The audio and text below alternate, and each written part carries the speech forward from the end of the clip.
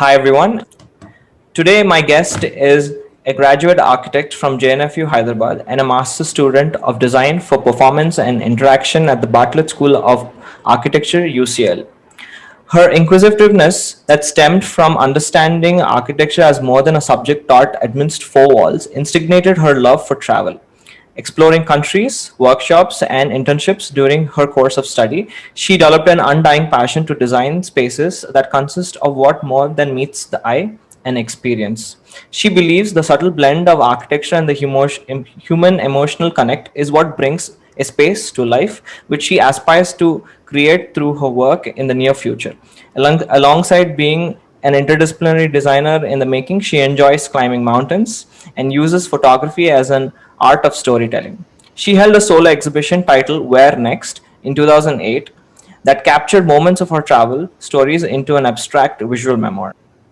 Without further ado, this is your host Vivek Eadara, and I'm in conversation with Priya Tadinada.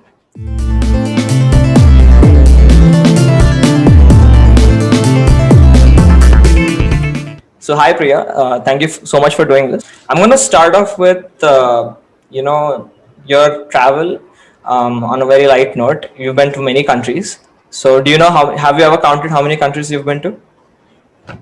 Yeah, I think I kept a count until last year. I think it was around 25 or 26 is where I am.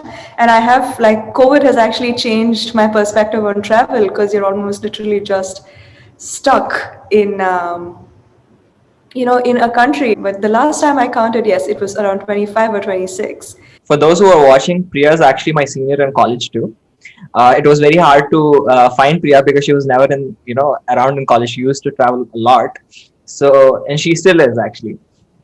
So between college and travel, how did you manage things? Well, time was not very crucial, to be honest, in a college like JNFAU, because we were actually blessed to be in a college like that, because most colleges have like these real strict ideologies and schools of thought where you're actually supposed to do like things in a particular fashion. But I think JNFAU, in a way, gave us the freedom to do things in that time frame, but do what we wanted in that time frame, which was kind of nice in a certain way. It was I mean, when we were in college, I would be like, yeah, this college isn't teaching me much, it's not giving me as much as I expected it to give me. I see other colleges outside and they're doing so great. And now when I look back at it, I realize the amount of freedom that we had in college to explore. And would you travel alone or did you have company? Well, sometimes I had company, but sometimes I traveled alone as well. But it was, The reason I why think I it, asked the reason why I yeah. asked this, in India, a lot of women are restricted. They're not, really encouraged to travel, and especially alone. That's like a big no-no. So, for you, it wasn't the case, and that's really really good. And it's I think a lot of people actually look out, to people like you. Yeah, I think a lot of people actually came to me, and like even people like now who are not architects or who are just like people who want to travel say, yeah, my dad's, restricting me from traveling. My mom, I can't, it's not safe.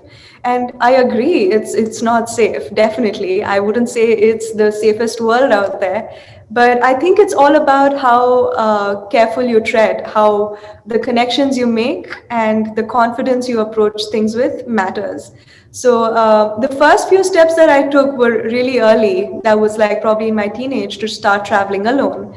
And that kind of built my character over the years. And that's what gave even like my parents the confidence that, okay, she can go out, she can live by herself, and she can probably figure things out. Was there Yeah. any So, kind of resistance from your house, from your family? well, see, I wouldn't say there was a resistance. I was always blessed to have like a good parent-child relationship, but that was also because I think it's mostly the influence of my dad, to be honest, because he is very subtle with what he says, but it means a lot. So he just said, "See, you have a certain allowance per year. So would you rather spend that allowance going on a luxury holiday?" or spending it on I don't know, something that would just give you momentary happiness. And so there was resistance in terms of the idea that I couldn't holiday, right? I could not just holiday. Just because I liked traveling did not mean they would send me anywhere and I could just, kind of explore anything I wanted to. They said, yeah, so you apply to a workshop, get through it, and we'll see if it's like in our window of sending you in this year, then you have to make some compromises to really go ahead with it. And these were my own battles. So these were my own choices that I took. So right now you're in London. You're pursuing your Yes. master's over there. It's a very interesting course too. It's can you tell us the course that you're doing right now? Yeah, so I'm doing an M.Arch design for performance and interaction, and it's a really strange thing when I tell people right now because it's a unique course, and there's performance, there's interaction, there's architecture. So what's happening in this course? So yeah, to be honest, I've not. I mean, yet I'm 5 months down, and I've still not drawn an architectural line, which is pleasing in a few ways, but also very challenging because you're out of your personal space. You are literally put out of what you generally are told to do, which is scary sometimes. But it's mostly, I think, to deal with technology. There is interaction, there is experiences. Almost adding these three things up together is this course. And definitely, like, I know people think architects are engineers who can't do math. So this has been said time and time again to us. Right. But yeah, this course actually surprisingly involves a lot of coding. And so we have been literally we have had like 1 month of coding training as well. So I would not say we are engineers who do not know how to do math, because we have the brains to figure it out. It's just that we have a lot of other things to figure out as well, along with the math. But yeah, I think we've learned a bit of animation, a bit of coding for now, and then we also have different kinds of interactive tools that you start using. So there's microcontrollers like Arduino Uno, and so how you use them to kind of interact with your surroundings is mostly up to you. So they give you the tools to do things. That's how masters is so different. I mean, this is my first master, so I wouldn't know how other masters are. But they give you the tools to do what you want to do, but you are the final narrator of the story. And what kind of design you want to create is completely up to you. What kind of experience you want to create is completely up to you. So this specific program that I'm in has 3 pathways or research pathways, and one pathway deals a lot with machines, it deals a lot with making, it deals with robots, and the idea of how these robust things can become interaction elements as well. And I think there's like great work coming out of each of these pathways. And there is another pathway that does movement and studying the body in a cognitive manner. So when you think of all this, you're just like, how is it even related to architecture, right? This is such a broad, element of architecture. And Very yeah, abstract so in one sense. it's super abstract for an architect who's come out of a college which has done a lot of building codes and bylaws and sticking to a lot of structural elements, and say the design creativity was 60, and then there was like 40% of guidelines that you had to follow as well. So it kind of puts you into this loop of going into the finer details. And then when you come into a course like this, where body, movement, robots, and yeah, the next pathway is actually about sound and senses. And like you have 21 senses inside your body, and how do they react to the space? And I think it's a very interesting course because you have to deal with so much more apart from just a physical element. There is something much more personal to it than just, a physical space or a physical product or a physical machine. There is much more interaction involved. So I think this is very visual interaction based in a certain way, at least what I'm interested in. And what I am doing in this course has a lot to do with understanding the human senses and spatial sound and how you connect that to a space. It's just mind-boggling sometimes when you actually look at yourself who's done like an architecture course and you enter this thinking, yeah, I will do a bit of interaction, and then there's like this total abstraction which has like a set of cognitive scientists. It has scenic designers, it has artists, I think it has even like fine artists, animators, and we're all coming together under one roof to kind of create something that is multidisciplinary. And I think that's what is also important in a field like architecture, because as architects we are not supposed to be just informed about the humans inhabiting it or the space surrounding it, but I think we need to be as informed as the current affairs is at the moment, or as informed as any other profession that is noble at this point, because we come with a skill set that can change a lot of things, that can actually create impact, and we belong to a professional practice that can almost create revolution through art in a certain way, because we have the power to change. And when like so many multidisciplinary communities come together, and that's where there's like, I think that's the melting pot of collaboration, and that's the melting pot of creating, and the result is completely going to be so different because of the creative field and how subjective it is, and like how I think art in general cannot be really quantified in any way, Yeah. or like decided that this is good or this is bad. And that is the best part of it, where you are free to express yourself, and you will be told, you will be criticized, but it is not going to be right or wrong. And I think that's the beauty of architecture in general, or art in general. You are not subject to do something that people ask you to do, because it's your own creativity and you have the right to put it forward. And this course actually gives you the wings to do that, because you literally can go berserk. And I think for my first project this last term actually, we were supposed to make an architectural, I think we were supposed to make anything architectural in animation, in looping animation. And I finally fulfilled my dream of making like this floating nightclub. And these are like these little dreams that you have when you're studying in like professional architectural schools, that you want to make something funky, but you can only do that in competitions, you can't do that in your submissions. So I was like, I want to be graded for something very wacky, because I love partying, I love the idea of floating stuff. So why not make a floating nightclub that goes up and comes down? So it was just like, it was just some kiddish, childish dream that I had.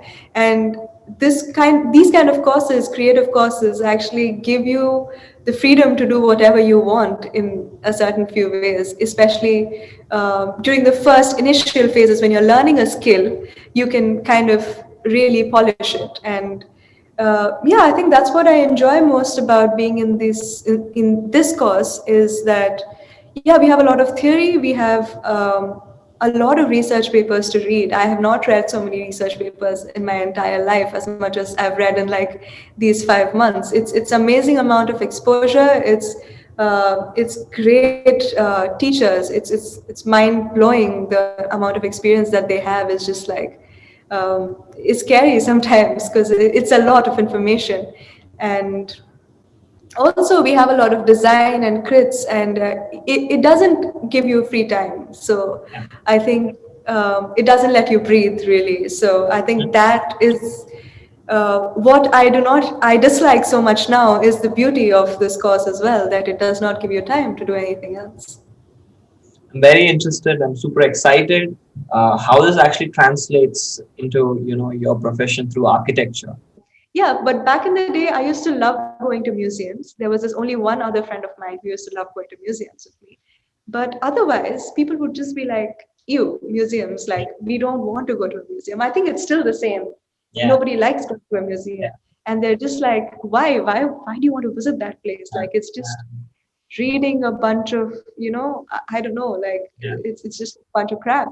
And I would be like, no, but the fact that the museum from the outside is interesting makes me want to go inside because I'm an architect. After all, I want to see these buildings from the inside as well. And that's when I actually started seeing museums because I wanted to see the most decorated buildings as a first year.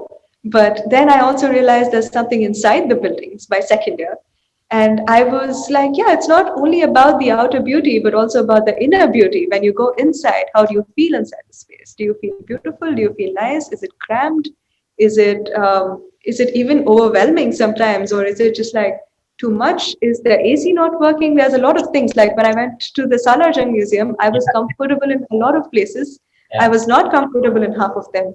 And that is because of these little transitions, because of these little spaces that you can actually sense because you are walking through different environments.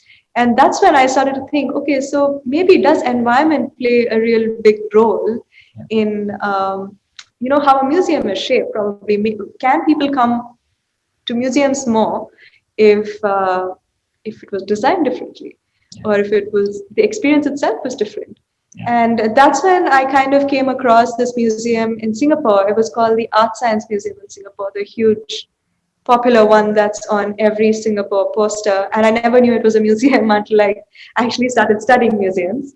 And yeah, so I luckily got a chance to go to it during my thesis case study. And yeah, and I figured things were different inside that.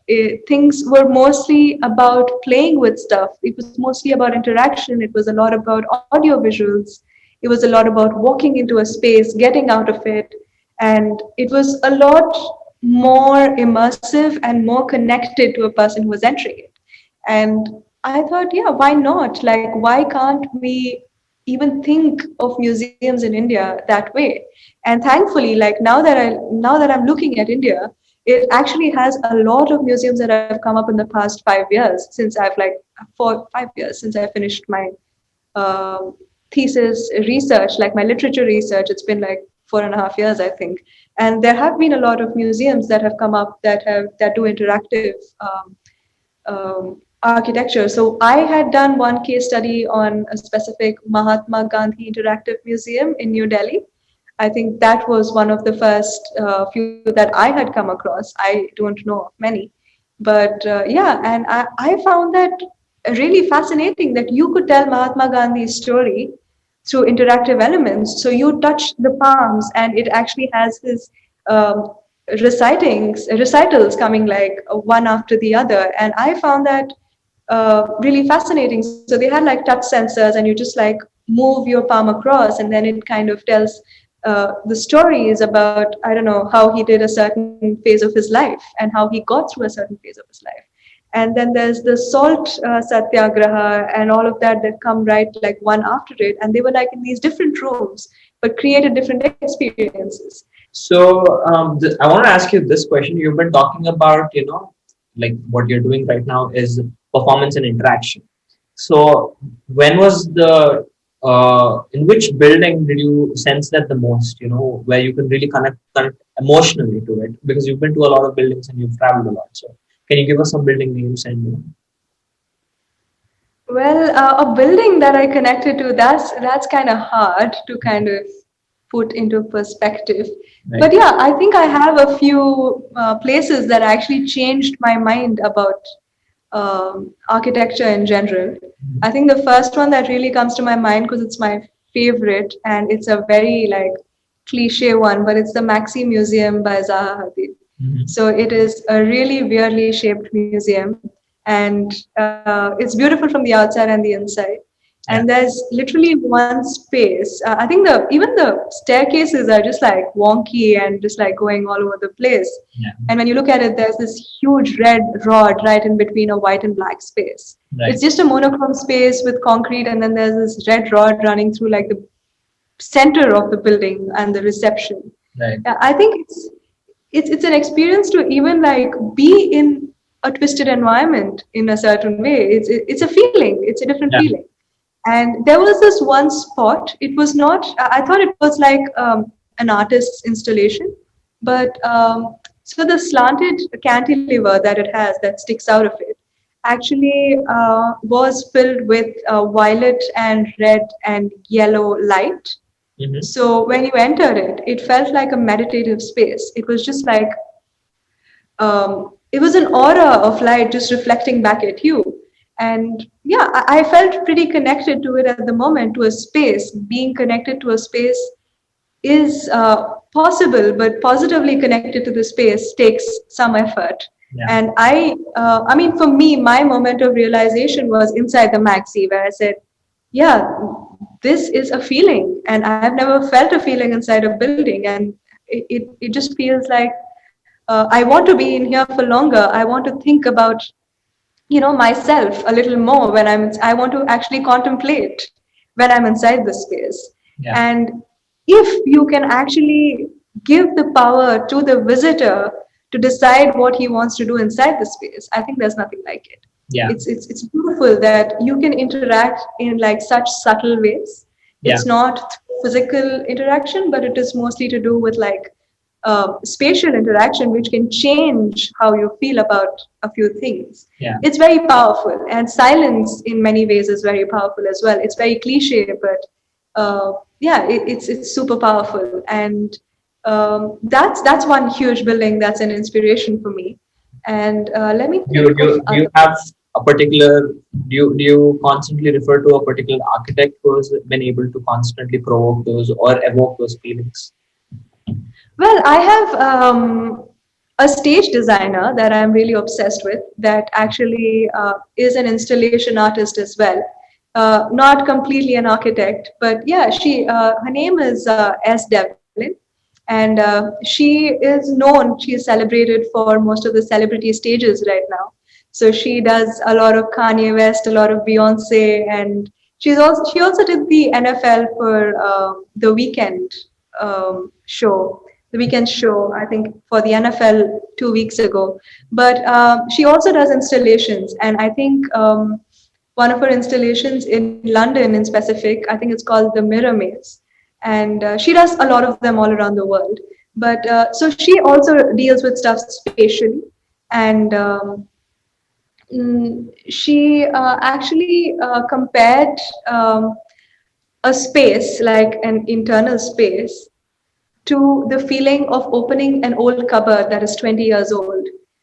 So the feeling of the mothballs. Yeah. You know how an old cupboard feels. You actually know how your grandma's cupboard feels or somebody else's cupboard feels. So if you can actually bring back that memory inside a space, and through like so she uses a lot of reflection in it. She uses a lot of I think circular spaces inside it, where it's like a maze and you get through it. So it's a lot of self-contemplation. And such spaces, especially curated spaces that actually allow you to think more than just about four walls, but more about yourself. Like even though you're inside four walls, you're experiencing more than just those four walls. And I think that's what is the beauty of bringing architecture into this. Like, how can you build a space?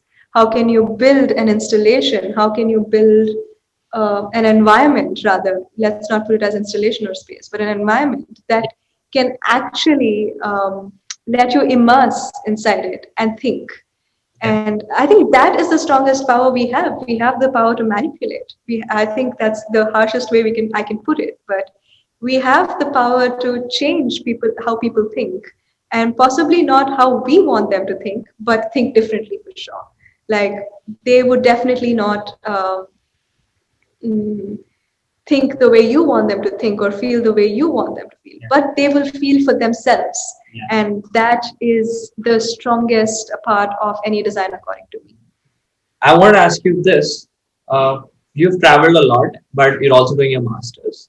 A lot of people have this, they're not able to decide if they should go for a master's or not. They rather think they should spend that money for travel. So a person who has to choose between travel or doing a master's, what would you say to that? Who has done both or who is doing both right now?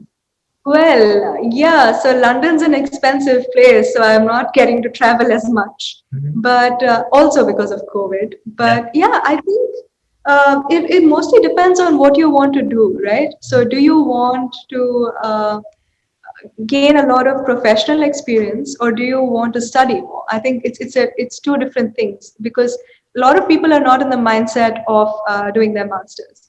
And especially in India, for girls, a master's is mostly an escape. That's it.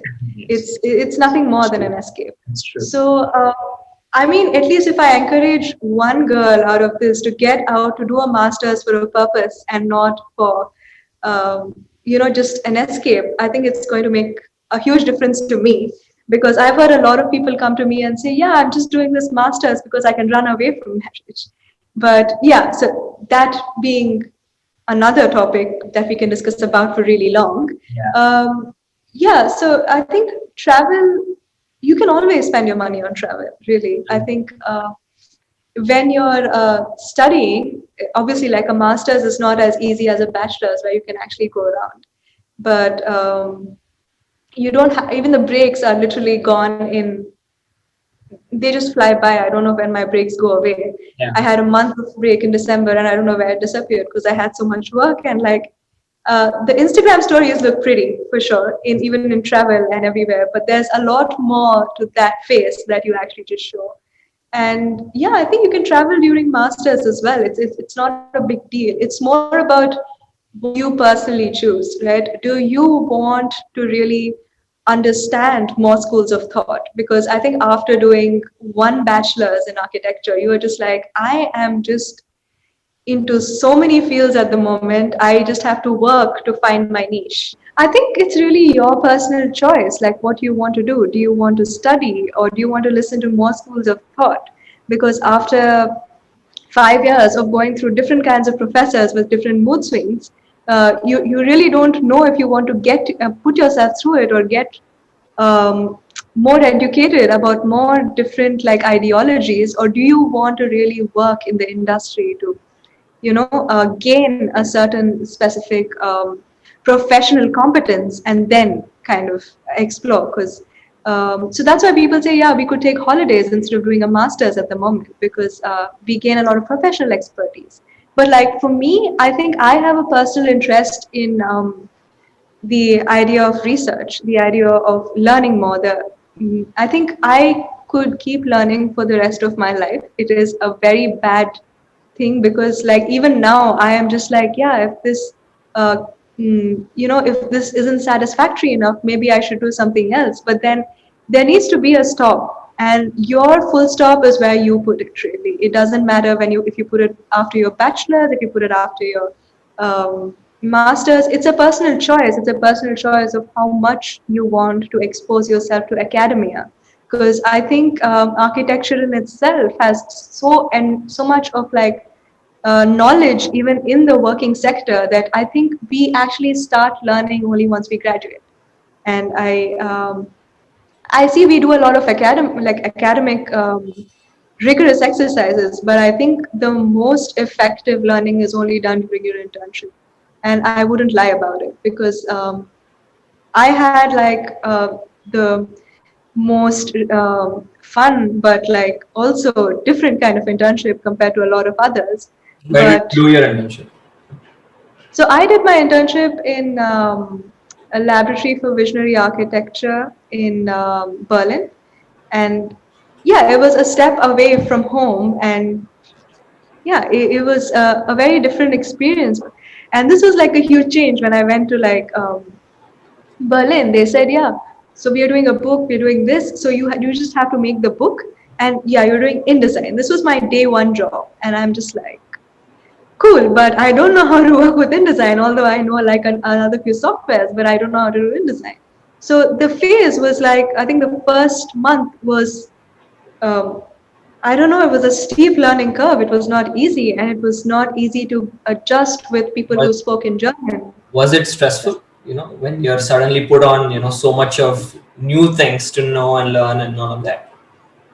Definitely, I wouldn't lie. It Yeah. was hell in the first month. It looked beautiful, but it was hell because it's not easy to fit in. Coming from India, it's not at all easy to fit in because you're so used to getting things your way in India. It's Yeah. so easy to talk yourself through things, Yeah. and yeah. So there's no excuses. There's nothing. I think there is no excuses in professional life in general, Yeah. but yeah, suddenly, like out of nowhere, there was no way to kind of cut my things through. There was nobody to even help me out. I mean, there were, but like they're just there for the moment, and then you're by yourself. It's like literally a parent leaving your hand and you're entering like kindergarten. That's how it feels when you're in internship. Like it's just like you're pushed, and that's it. And then you don't have any support. And especially being in another country, it was not easy. I think it looked great by the end of it, but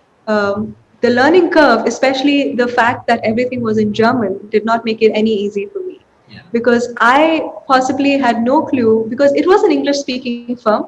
There were like, I think out of the 10 people, 7 were like Australian and American, but it didn't make it any easier for me because it was my first day and I was given like the project to work on was a book in German. And I think I was just like, what is happening? I don't understand anything. I don't understand InDesign.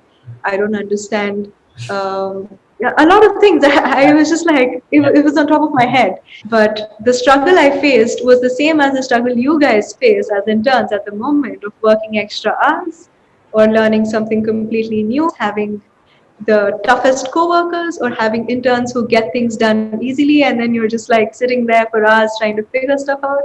It can be anything really. I don't know what your personal problems are, but the stress is the same. I mean, I would not take away anything from an international um, internship or an Indian internship. And also the fact that the Europeans are so proactive. Like we used to have these Monday morning meetings where everybody would discuss what they did over the weekend.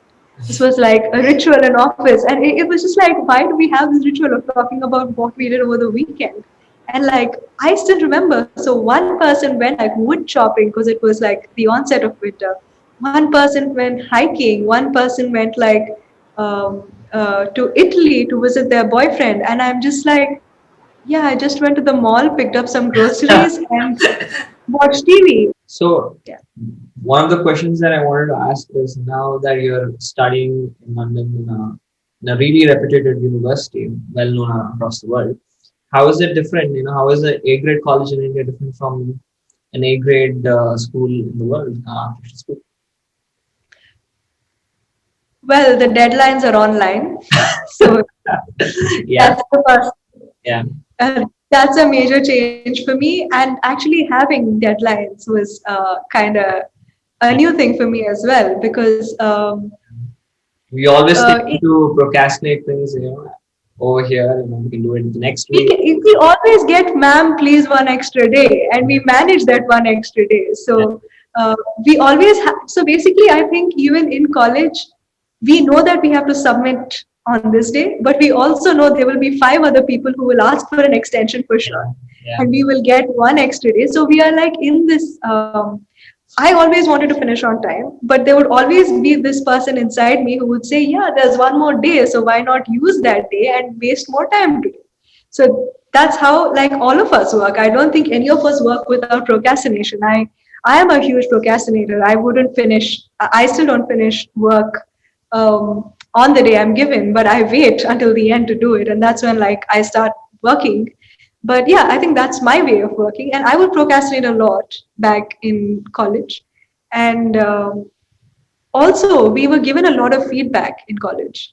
Like we were told what to do because we were in our bachelors, and Apparently, I don't know how true it is, but bachelor's outside is pretty different from what it is in India because you are not told what to do. You are only given a school of thought, and you're not given suggestions. You are told that this is wrong and this is right. There's a critical appreciation of what you do. And that's what happens to us here as well. If they are not telling you what project to build, they will tell you in a certain way, but it's almost like having a guiding light in India. You have somebody you can trust. I don't know whether it comes because we are in the same community, or that you kind of believe in the teacher a little more. But in India, you have that comfort zone of thinking that okay, this you have like a connection with the person, and you believe that they will tell you what is right. They will tell you how to mold it. They'll tell you how to correct it, or like they know what is right, right? But here, but they also challenge you in India because they tell you only a bit and then they leave it and then they're like, yeah, you do it yourself. But here, it's just I think, especially in colleges that are competitive, the juries are pretty harsh. I think they're just blatantly harsh, and so you're either good or the worst. So even if you're even in between, you won't even be considered, and that's only because they want to make you stronger. It's not because they want to shatter you or anything like that. But yeah, I think that builds character in uh, universities outside India.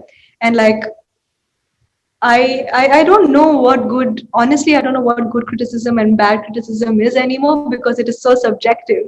Like you start getting harsh criticism and then you start to realize that, yeah, this is my project. I want to do it the way I want to do it. I don't want to do it the way somebody else is telling me to do it. So it's kind of like developing a personal identity and also listening to your tutor at the same time. But like in India, but still, like I always had a shoulder saying, okay, this is how you do it. This is how you might do it. You come up with an idea, they're just like, yeah, this is how you might build it. And even my crits went really well. Like even my juries went really well in JNFAU because they like, I mean, I had this facade of a concept, right? So this was like one of my major secrets in JNFU. I was not good with my lines as good as I was with my concepts. So I would always have slap this concept page right on top of my sheets, and I would waste like 15 minutes of my jury just talking about the concept because I was so passionate about the story behind my architecture than my lines. So yeah, my lines were there, they were in place, but I think I was more interested in the story. I think that's what was the difference. And like in, at least in our college, I did not see a lot of people bringing in concepts. I didn't see a lot of people bringing in the story behind it until like the end of it. Even like towards the end, there were a very few projects which had meaning to what they were doing, and like not just designing for it, but designing for a purpose. And yeah, while like in here, it all starts with a concept, and if you don't have a concept, you're not starting with anything. Like get your concept right and begin with it. Um, once you are done with your masters, do you see yourself to continue working in London, or do you see yourself coming back to India? Yeah, this was a question I was literally asked 3 days ago by Uh-huh. my tutor. Mhm. And he also asked if I want to do architecture in specific because we had Yeah. to give like a profiling of us. And yeah, I think it's a different feeling for me because like um, architecture is always first love, right? Because you've studied 5 years and not 3 years, but 5 years of it, and you always are deeply connected spatially because in India we're so grounded to learn all the technicalities that it's stuck in your head. It's not going to get out of your head ever because it's always really like cemented inside your body that these certain rules are the way you build things, and that's how your mind functions as well. You can't change it because you've been taught that way. And yeah, when I do this kind of course, I start to wonder whether I'll ever get back to something so formal.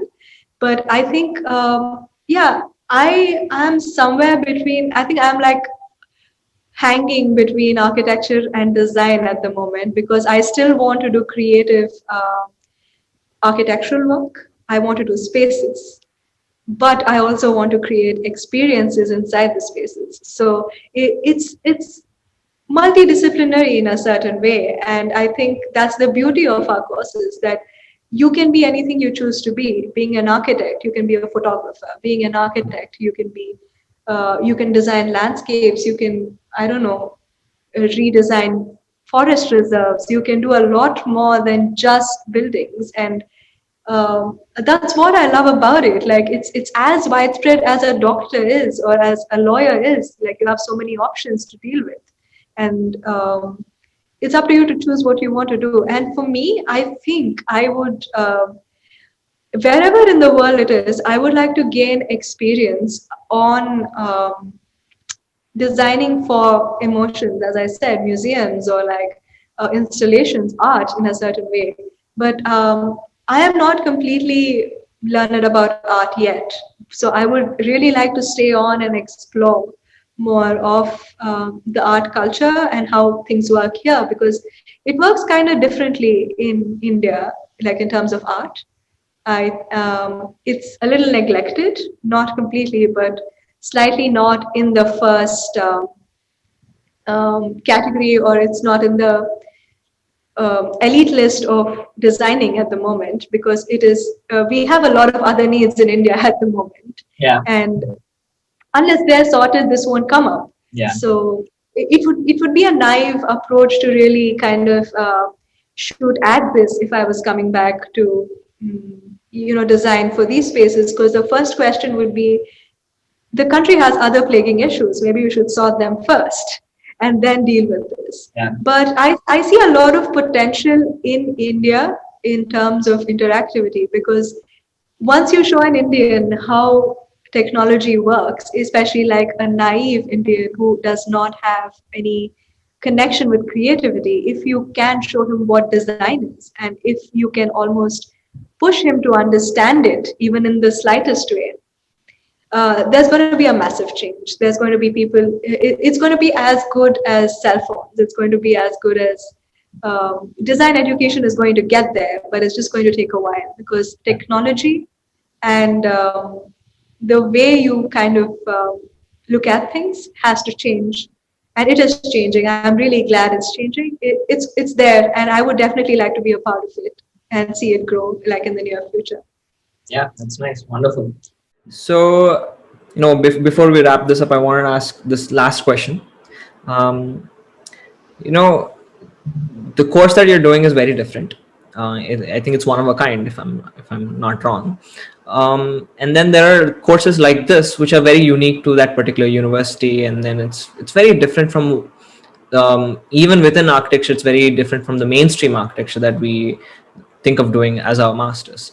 So how hard is it, when you come out of masters, when you're looking out for opportunities, to stick to what you've studied in your master and you want to pursue what you've studied in your master? How hard is it to find opportunities, and how do you translate that into what you will do post your masters or your education?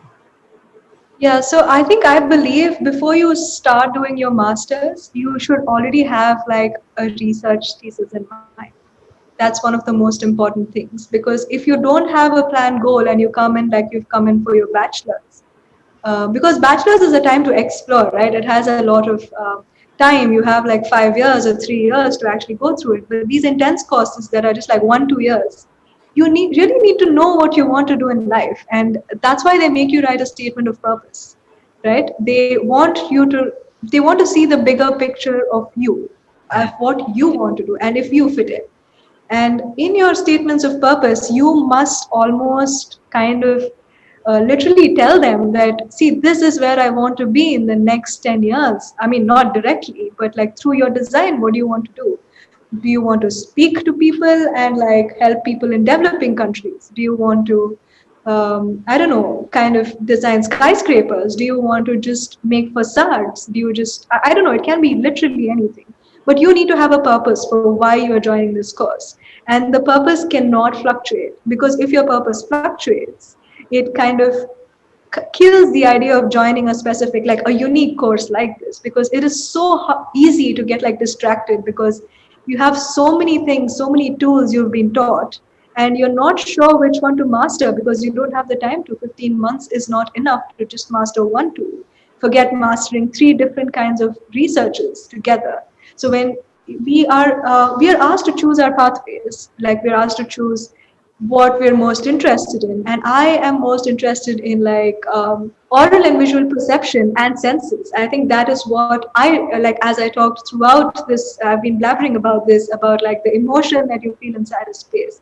That's what I like, and I like to work with the senses, and I got to know there's like 21 different senses, right? But I did not know all this when I wrote my statement of purpose. I knew I wanted to create a feeling inside a space. I wanted to create an experience inside a space. But as you go through your masters, you kind of build on your statement, you build on your research.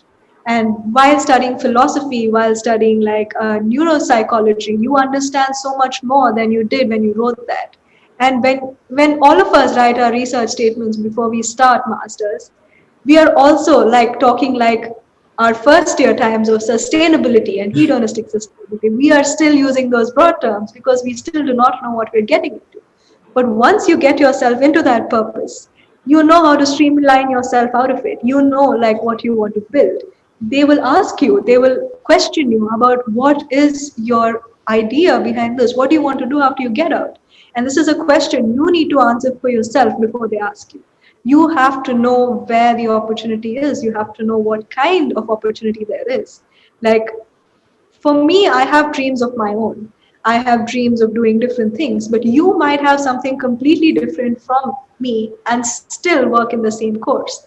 Like you might want to do, I don't know, robotics in the future and like work with um, machines and like how they influence architecture, while I might want to do dance. And like it's so different, right? So in this unique course you need to kind of stick to your what your vice is, what your research is, what your goal in the future is. It's really easy to get distracted by the technology you see beside you, and that is the problem that happens when you join without a purpose. And that's what people don't want. That people don't want you to come saying, I just wanted to figure my life out. It's great to figure your life out.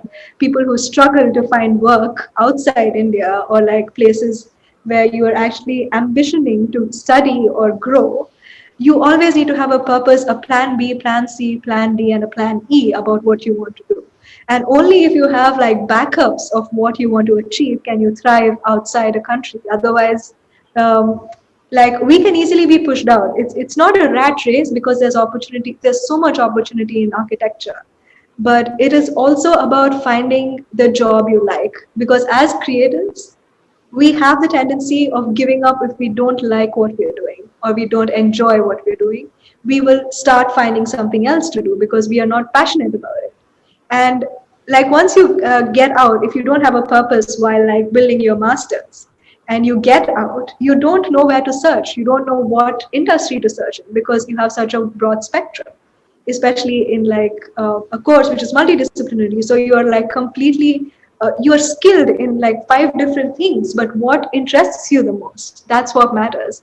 And that's where you have to start looking at while you like, because you have industry professionals coming in, right? So there's always interaction with the industry when you're studying your masters. And it's very essential that you talk to them, you interact with them. And even if you don't interact with them, you shy out from that, you at least learn from their skills. You learn from what they've done like over the years to get to where they are. And you have to start somewhere. You have to start at a chaperoning job. You will not start at, I don't know, like the most amazing senior designer somewhere. You might not. I can't tell. But you have to go with the idea that there is like another 5 years of hustle that you have to take out from your life that is building towards your dream job. And you have to forget the idea that you will get your dream job right after graduating. And I think if you bust that myth and if you kind of understand that even if you graduate from the best of universities, you might have to work harder to get to where you want to be. It's not going to be easy for people from the best universities or from the worst universities. It's going to be the same struggle, but it's a different level of struggle. That's all. It's a struggle of a different kind. Because of, I think what I feel, especially in a college like this and searching for opportunities after, is that everybody is good, right? So that is a problem. That was never my problem in undergrad, because everybody is not good. You know some people who are good, you know some people who are not good. You can establish yourself as one of like the best, and you know you might be getting like one of the best jobs or the best opportunities. But when you come to a college like this where everybody is good, you have no choice but to start undermining yourself about how good or bad you are. And that is where it's very important to know where to look for, because everybody is not looking at the same thing. Everybody's bigger picture is not the same as yours. Everybody's purpose is not your purpose. And if you identify that and try to kind of connect with the right industry professionals, you might land a job. I wouldn't say I will land a job or everybody else will, but at least the passion to do it might get you somewhere. Even coming back to India, you might like also have a drive to do more because of all of this passion you've developed over the years of sticking to one thing and actually going for it. People need to know you for a specific thing. Like, a lot of people kind of label me as the museum girl, and I'm not afraid to like shy away from it, because I blabber so much about it, and like I talk about it with so many people. It's not just like you or somebody. I am so obsessed about it that you have to have that one thing you need to be obsessed about. And it doesn't have to be a profession, but it has to mark your identity. And even when they read your SOPs, they're going to remember you with that one single kind of tag that you created for yourself, that what you're interested in and what you want to do in the future.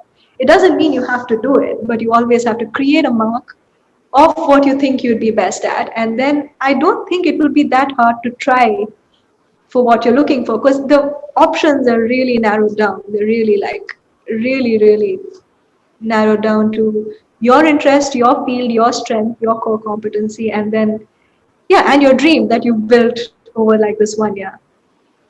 Yeah, I think that's wonderfully said. And on that note, I'd like to conclude this episode. Thank you once again, Priya, for joining us, and for the audience who've been tuned in. Thank you so much. It's really appreciated, and have a good day.